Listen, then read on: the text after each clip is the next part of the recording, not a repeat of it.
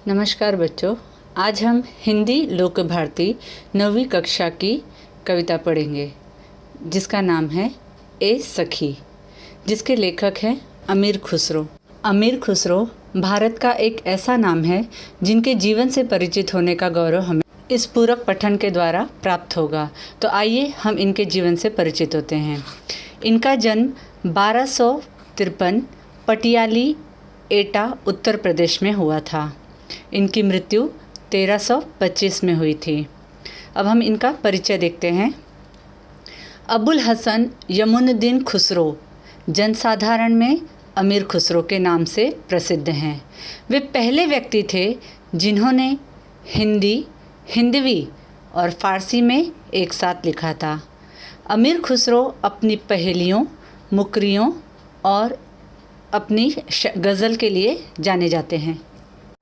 अमीर खुसरो भारत के एक सूफ़ी संगीतकार, कवि और विद्वान थे।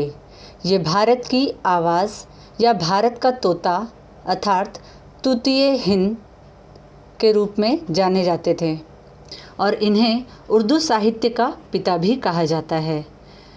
ये कव्वाली के जनक के रूप में भी जाने जाते हैं।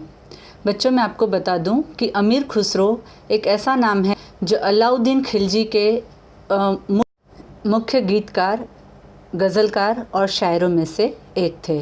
अब हम देखते हैं इनकी प्रमुख कृतियाँ। इन्होंने बहुत सारी कृतियों की रचना की, जैसे तुहफ़ा तुस्सिगर, वस्तुल हयात, गुर्रतुल कमा, नेहायतुल कमाल, दोहे, घरेलू नुस्खे, कह मुकरियाँ, दुसुखने, ढकोसले, अनमेलियाँ, उलटबासियाँ आदि।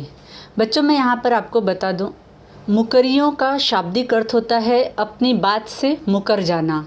प्रस्तुत पद्य में यहाँ पर मुकरियों का अर्थ बताया गया है। यह एक लोक प्रचलित पहेलियों का ही रूप कहा जाता है, जिसका लक्ष्य मनोरंजन के साथ साथ बुद्धि चातुर्य की परीक्षा लेना होता है। प्रस्तुत पद्य पाठ में अमीर खुसरो की 9 मुकरियाँ प्रस्तुत की गई हैं। अमीर खुसरो ने इन मुकरियों के माध्यम से अपनी विशेष शैली को पहेलियों और उनके उत्तर देकर प्रस्तुत किया है। इन सभी मुकरियों का उत्तर साजन होने का भ्रम होता है, परंतु नायिका बड़ी चतुराई से उनका उत्तर देती है, जिससे पाठक के मन में कुतूहल अर्थात जिज्ञासा उत्पन्न होती है। तो आइए हम बढ़ते हैं अपनी प्रस्तुत पंक्तियों की ओर। बच्चों, प्रस्तुत पद्य का नाम है ए सखी। सखी अर्थात सहेलियाँ। यहाँ 2 सखी अपने मन में उठ रहे भाव को प्रस्तुत कर रही हैं। यहाँ नायिका अपनी सहेली को पहेलियों के माध्यम से उसके बुद्धि चातुर्य की परीक्षा ले रही है और नायिका बड़ी चतुराई से अपनी सखी का भ्रम तोड़ते हुए और पहेलियों से मुकर कर एक अलग ही उत्तर प्रस्तुत कर रही है, जिससे उसकी सखी और पाठक को प्रत्येक मुकरियों से कुछ नया और आनंददायक अनुभव मिल रहा है। तो आइए हम भी देखते हैं इस प्रत्येक मुकरियों को। तो हमारी पहली पंक्तियाँ हैं। रात समय वह मेरे आवे, भोर भये वह घर उठी जावे, यह अचरज है सबसे न्यारा, ए सखी साजन ना सखी तारा। यहाँ मैं कुछ शब्दों का आपको अर्थ बता दूँ। भोर अर्थात तड़के, सुबह सवेरे। जावे अर्थात जाता है। अचरज, अचरज अर्थात आश्चर्य। और न्यारा अर्थात निराला। तो प्रस्तुत मुकरियों में नायिका अपनी सखी से कहती है कि रात के समय वह मेरे पास आता है और तड़के उठकर अपने घर चला जाता है। यह सबसे अलग ढंग का आश्चर्य है।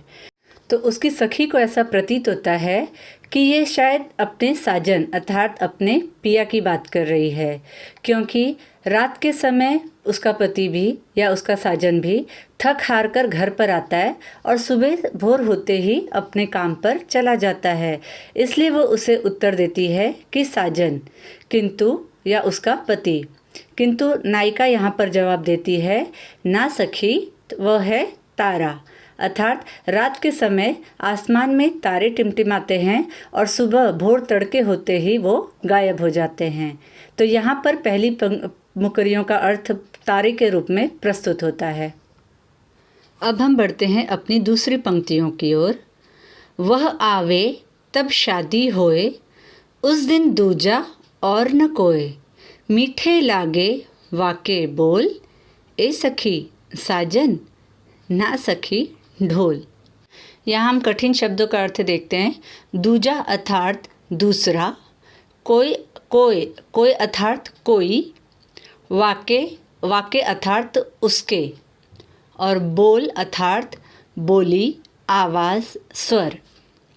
इन पंक्तियों में नायिका अपनी सखी से कहती है कि ए सखी, उसके आने पर शादी होती है, उस दिन किसी अन्य की कोई पूछ नहीं होती, उसके स्वर बहुत मीठे लगते हैं। नायिका की सखी उससे पूछती है कि क्या वह साजन है, क्योंकि नायिका की सहेली को अपनी नायिका की पहेलियों से ऐसा प्रतीत होता है कि शायद वह दूल्हे की बात कर रही है, क्योंकि दूल्हे के आने पर ही शादी होती है और उस दिन दूल्हे की ही ज़्यादा पूछ होती है। किंतु यहाँ उसकी सहेली अर्थात नायिका उससे दूल्हे के विषय में ना कहते हुए अर्थात साजन के विषय में ना कहते हुए ढोल, शादी ब्याह में बजने वाले ढोल की अर्थात ढोल की बात करती है, क्योंकि उस शादी के माहौल में ढोल के स्वर एक अलग ही आनंद देते हैं। तो दूसरी पंक्तियों का अर्थ ढोल के रूप में प्रस्तुत हो रहा है। अब हम बढ़ते हैं अपनी अगली पंक्तियों की ओर। जब मांगू तब जल भरी लावे, मेरे मन की तपन बुझावे, मन का भारी तन का छोटा, ए सखी साजन ना सखी लोटा। यहाँ नायिका अपनी सखी से कहती है कि जब मैं उससे मांगती हूँ तो वह पानी भर लाता है और मेरे मन की गर्मी को बुझा देता है। उसका दिल बहुत बड़ा है पर उसका शरीर बहुत छोटा। उसकी सखी को फिर से भ्रम होता है कि शायद इस बार सखी उससे उसके साजन की ही बात कर रही है, इसलिए वो जवाब में कहती है कि ए सखी, क्या वे साजन हैं? तब नायिका उसे जवाब देती है, ना सखी लोटा। यहाँ उसकी सखी को ऐसा प्रतीत होता है कि जब मैं उससे मांगती हूँ अर्थात साजन से या उसके पति से, जब भी वो कुछ मांगेगी तो वो उसे लाकर ही देगा और उसके मन की गर्मी को भी बुझा सकता है।